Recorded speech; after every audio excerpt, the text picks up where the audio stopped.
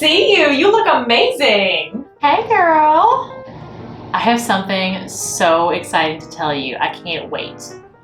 Oh, there's our server. Good evening, ladies, and welcome to Chateau Beto. What can I get you guys to start with tonight? Yes, ma'am. I'll have the garden salad, please. I need to watch my figure. And for you, ma'am? Yes, I'll have the shrimp fettuccine alfredo, please. Wonderful choice. That's the chef's favorite. But that's so many calories. How are you able to eat like that and still lose weight? Oh my gosh, I'm so excited. Actually, it's totally okay for me to be eating that. Don't even worry about it. It's part of my new diet plan. And the thing is, I found something that really works. And it's a ring. I know it sounds crazy, but literally, I swear to God, this thing is like magic. This ring has solved all of my problems. And I brought it here so I could show you. Really? I would love to hear more about that. I definitely need to lose some weight. Are you ready to see it? It's a ring, but it's not just any ring. Once our food comes, I'll let you see it. Oh, our food's here. And here's your food, ladies. Thank you so much for waiting so patiently. I hope everything is to your liking. Are you ready to see it? Uh-huh. Isn't it amazing? But girl, the box is empty. What do you mean? What do you mean it's empty? Someone stole it!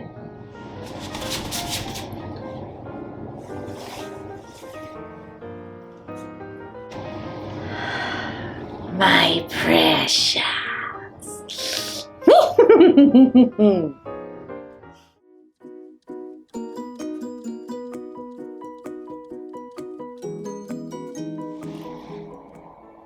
Hello, lovely humans, and welcome back to my channel, Thighs the Limit. For those of you guys who are new here, welcome. My name's Heather. I am a baker turned physical therapy student, a cat enthusiast, and a woman on an adventure to get healthy and lose 100 pounds. What I want to talk to you guys today about is cognitive behavioral therapy. That is something that is such a big deal to me that I even busted out the big deal eyelashes. I know, they're a little extra, but so am I, and I'm kind of digging them today. Now, what the heck is cognitive behavioral therapy? I know if you guys have been following my channel for a while that you are aware that I actually made a starter video to what got me into cognitive behavioral therapy, also known as CBT, and what I've been doing with it up to this point. So if you have not seen that video yet, please go look in my description box and watch it first. It's gonna make a whole lot more sense that way. But for those of you who are caught up, yay. So the big thing about CBT is that you are trying to get your brain and your emotions to clue in with a behavior that you are doing. You're trying to understand why you're doing it, what led you up to it, and what your triggers are. And as you are searching into all of this, you're basically breaking everything down into smaller pieces. That way, if you are using CBT for something that is basically not a healthy habit, like in my case, compulsive eating, that way you can actually take a look at that habit, break down everything about it, and make it into smaller pieces so you can understand what's happening, why it's happening, and how you can go about replacing that really bad habit or compulsion in my case with something that's a lot healthier for you. For me, it was a really big deal because I wanted to be able to connect my actions to why I was doing them so that I could actually change them. Because as I'm sure you guys probably know by now, compulsively eating a bunch of dessert all day, every day is not exactly going to do you any favors in regard to your health. So in my initial video, I was really working more towards why I gained the weight and then kind of shifting from being like obsessed to where I would eat 4 desserts a day and kind of gradually dwindling down to where I would only have 1 a day. Since then, I've adapted a little bit of what I'm doing with CBT, and I really wanted to address it with you guys in case it's something that can help you. With therapy of any sort, it's really important to check in because sometimes you think you're doing great and then something stressful happens and messes everything up. But also, it's just important to touch base, see where you're at, and see if there's any way that you can adjust things or improve things for you. Honestly, it also helps just to have someone to talk to weekly, because why not? Mental health is important for everybody. For me, that means that I'm gonna be checking in with my therapist once a week. And most of the time, what we're working on is me getting in tune with what's going on with my eating habits and working to not binge eat so often or at all, which is the eventual goal. And it really helps me to be able to just touch base once a week and see where I'm at with everything. What works for me might not work for you guys, but I did want to share it just in case. I know a lot of people are very uncomfortable talking about their mental health. I'm not one of them. I am perfectly okay with like shouting things from the rooftops if it means that someone will get the help they need or be encouraged by it. For me, what I'm dealing with is kind of a combination, but a lot of it is centered around my having OCD. I got diagnosed in 5th grade, like I mentioned in my last video, and as the years have gone on, the ways in which it affects me has varied a lot. When I am stressed or triggered, which unfortunately is usually by school, and I'm not dropping out, so that's not ending anytime soon, but when I'm stressed or triggered, what I tend to do is I pick at my face, which is known as excoriation. It's a form of OCD. I pull at eyelashes or eyebrow hairs, so sometimes around finals you'll see me looking a little patchy, and that's why. But that part's called trichotillomania, also part of OCD. But in the last few years, what I've noticed is the way my OCD has been manifesting is in a lot of binge eating or just impulsive eating in general. And it's become very, very difficult for me to control because for a while there, it felt like an outlet for my stress. It wasn't until I clued in with the fact that it was making me incredibly unhealthy that I decided to do something about it. I have talked with my therapist about whether or not I have an eating disorder, because for those of you who don't know, binge eating disorder is a thing. And in regard to the actual diagnostic criteria, they've got like a whole book that basically helps them to decide, okay, is this a diagnosis or do they just have some of the symptoms? But based on that, it's called the DSM-5. But based on that, I do not have binge eating disorder. I do have a problem with binge eating, but right now, at least at this point, that's just how my OCD is affecting me. So we've been working with CBT to kind of get through that and get better and eventually lose some weight and get healthier. So in my last video, I touched a little bit on how I've been using a calendar to kind of track my progress and keep me motivated. For me, it really does help to break things down to smaller categories. That way I can kind of individually attack whatever is going on rather than just getting overwhelmed by like a mountain of stuff and just being like, oh dear God, no, like too much. So what I've been focusing on is that calendar, and I will put a picture in here somewhere. But what I do with my goals right now, my goals are more focused instead of just general weight loss, like that is the eventual goal. But my biggest goal right now is focusing on having at least a fruit and a veggie every day. So anytime I get that, like my goal is to work up to 5 days a week at least, and some weeks are better and some weeks are worse, but I want to be able to do it consistently. But anytime I get fruit or veggie down, I write a little F/V on my calendar. And that's my way of, one, keeping track of it, but it gives me something to look at and be like, yeah, I did that, because I see that calendar every day when I walk into the bathroom. So it's a daily reminder of how I'm doing. And because I am super type A, I like my lists. I like something tangible that I can see. Seeing that calendar every day and being like, yeah, I got my fruits and veggies yesterday. Let's do it again because I want to beat last week. I've noticed it's gotten better on the calendar since finals. And I'm also working on my overall diet for the day. So I have two options in terms of how my day is. There's a sticker day, because let's be honest, I love having like 40 bajillion little stickers all over the place. So I'm that like 3rd grader that was like, I want a sticker. That was me. That's still me. Now, what I would consider to be a sticker day for me is like the yes day. That means I ate everything I was supposed to and I did not have a dessert unless one of two things happened. So what I'm trying to work up to is basically having 1 day a week where I can eat whatever I want, whenever I want, in regard to it being dessert. However, the caveat of that is that it cannot be a binge. I can have as many different desserts as I want, but not like an entire cake, basically. Now for the rest of the days of the week, for me getting a sticker, that basically means that that day I didn't have any dessert at all unless it was a dessert that I could not get again. So if I was at some sort of gathering and someone had made a new cake recipe, that cake is not something that's readily available to me on the day where I can eat whatever I want. So it would still be a sticker day if I got to have that piece of cake, but only had a normal moderate sized portion.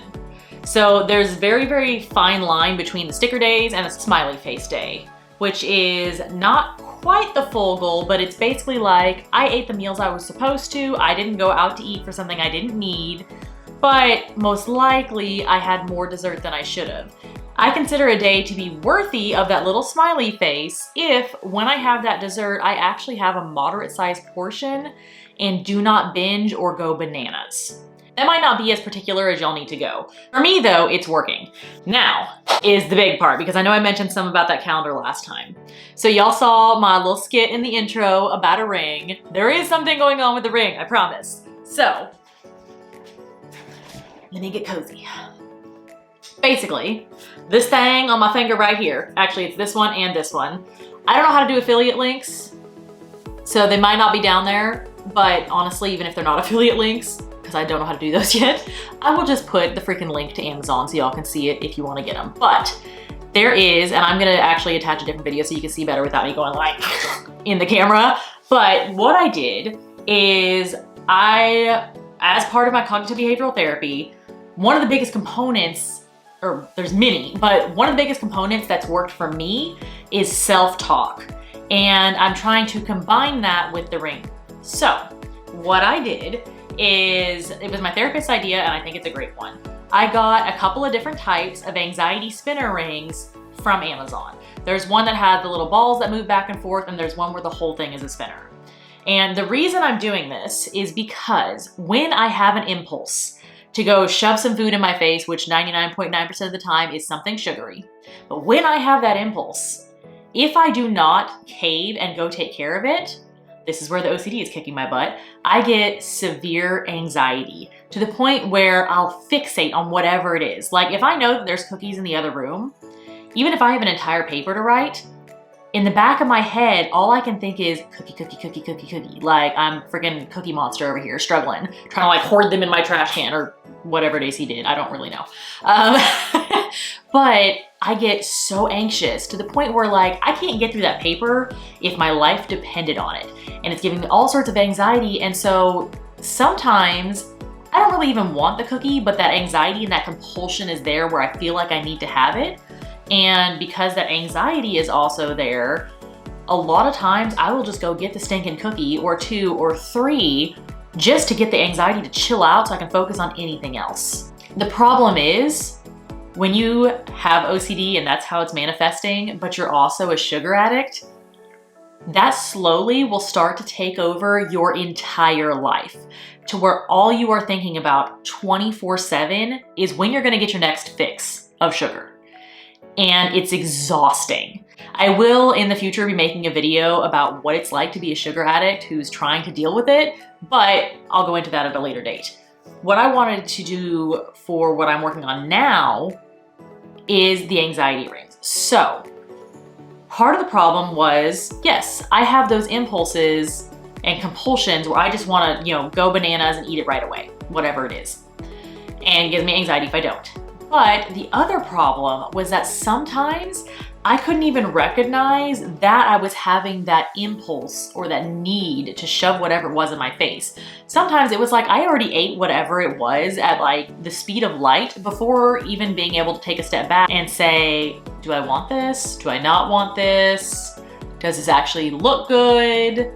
Is this something that's in my daily calories? Like I had no processing time. That impulse was there, but I hadn't even realized it was there and I already ate whatever it was. So the point of the rings is that anytime I'm aware that there's an impulse, that there's something I want, I can fidget with these to help, one, lower my anxiety. But while I'm doing that, I'm trying to incorporate self-talk. The whole point of CBT is cluing in your mental state and your emotions with the actual behavior while it's happening. So when I'm aware that I'm having an impulse and I really want that cookie and it's giving me anxiety, that's when I start spinning the ring. and I will do some sort of variety of self-talk out loud if I'm by myself, but if I'm in public, I'm not just gonna be like muttering to myself, so I'll like repeat stuff in my head, and it can be completely different for you depending on what it is you're trying to address. But for me, I'm like, I don't need that cookie. I am already satisfied. That cookie is not worth it. I'm perfectly fine without that cookie. I want to treat my body better than having multiple cookies, depending on what the context of the situation is. And as I'm spinning it, basically it helps my brain to clue in with, hey, she's having problems with some sort of impulse right now. Hey, this is how I'm feeling when I'm having problems with that impulse. And over time, as I keep trying to do that, it helps my brain to clue into the fact that I am having that impulse. So that instead of just inhaling something before I'm even aware of it, with the use of the rings and the use of self-talk, it basically gradually shifts to where I can recognize that, hey, I'm about to have a problem and I need to address this, rather than just like eating America. So it's really been huge for me. It is something you have to be really intentional about. And if you get like lazy, like I'll wear them sometimes and I'm just like spinning and not really thinking about anything. But if I'm not taking the time to actually go through and be like, hey, do I need this dessert right now? It's okay if I don't have this dessert right now. If I forget to do that part, your brain doesn't still associate these and the little spinners with you lowering your anxiety or getting through that impulse. So you do have to be really diligent about it. The reason I wanted to make this video, even though it's a more serious one, is because I know what it's like to be held hostage by your sugar addiction, by your OCD, anything like that. It's overwhelming, and it's really hard to go through daily life where you feel like you have to make a conscious decision about every single bite of something you put in your mouth. It is exhausting.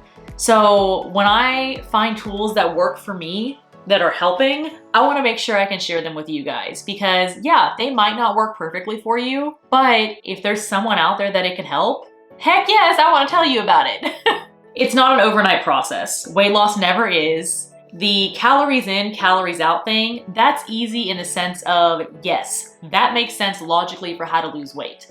But actually going through the mental process of being healthy, being excited about foods that are going to fuel your body, about not binging on things that in excess are not good for you, that whole thing is a process. It is not overnight, it is not easy, and I want you guys to know that, one, I'm here with you every step of the way. I'm suffering, I'm also working on it, but there are tools out there that you can use to try to change things bit by bit to make your life a little bit easier, to where you can focus on the things that matter most, like getting healthy and thoroughly enjoying your life. Because like, yes, I love the way my body looks right now, in the sense of I like being curvy. Admittedly, I'm a little more curvy on this part than this part, but I don't hate my body and that's okay. But I still am trying to be healthy because I want to be able to enjoy my life for as long as I can. I don't want to end up having a heart attack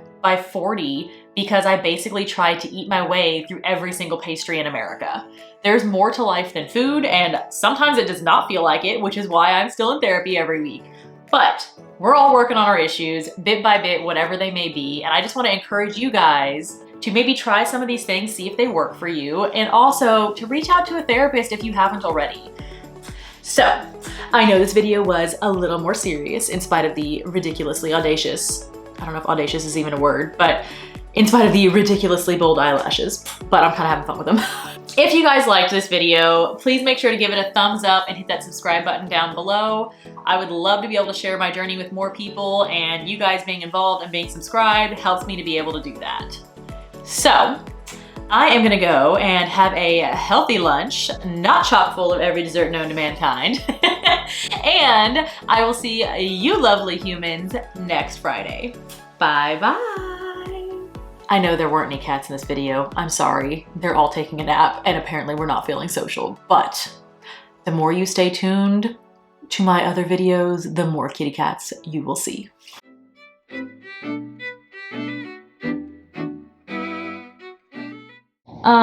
Excuse me, ma'am. There are no scenes here for you. I don't know what you think you're doing, looking all cute. Shit. There it is. Okay.